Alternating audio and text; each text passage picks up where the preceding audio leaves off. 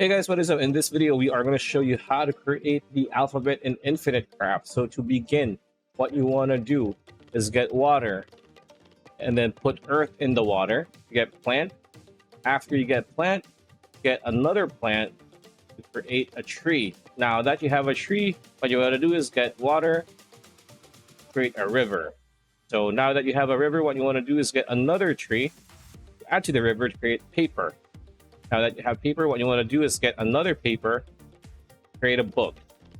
Now that you have a book, add fire. Actually, no, add, I think, earth. Put it underneath that and add a river to the earth to create delta. And after that, once you have delta, just add it to the book and you create the alphabet on Infinite Craft. And that's pretty much it. That's the video. Hope you liked it. Like, comment, share, subscribe. Ring that bell icon. We'll see you on the next one.